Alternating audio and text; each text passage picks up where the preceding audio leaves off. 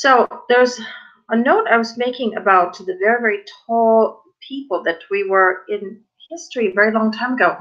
and how you can tell that they were completely awake. And the reason that you can tell they were completely awake is because if you take a huge brain, say over someone who is 100 feet tall,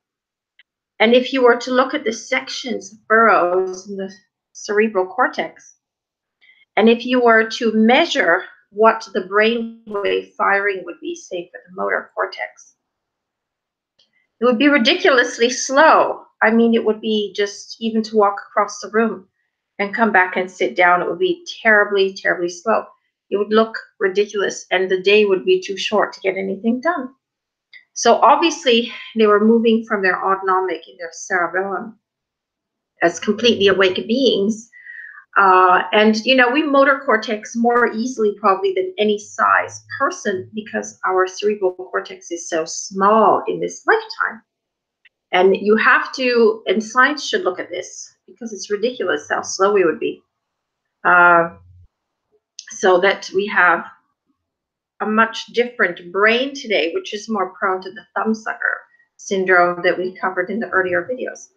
And that is that we have sort of a safety net in the cerebral cortex about things that we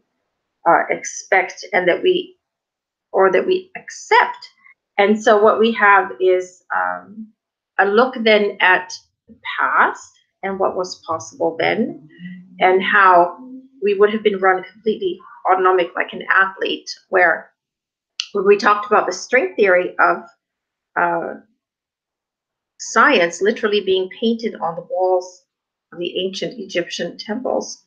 the ropes and the ties, what it was saying was how we are progressing and forming reality through focus, which happens through the cerebellum area, and why it is highly unlikely that they were motor cortex run. They were run by the autonomic, like great athletes with finesse, which is why there's such refinement to how the kingdoms are built with the intricate artistry, architecture, and other artifacts that are found that are of people who are in their autonomic system in higher creative mode and expression,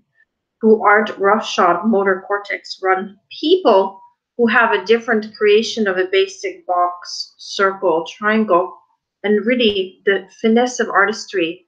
If you study how the brain works, you need to access the autonomic system for it. So they were largely autonomic, and why likely it is true that they had space of travel, which is also depicted in some of their caves later, in tombs and different places of initiation and temples. So there's a lot in terms of looking at a society and its past that has not been looked at by anthropology and other sciences and neurology about the ancient brains and how they actually were adept, super conscious people, which is provable if we do a bit more study into the remains that remain on Earth up there.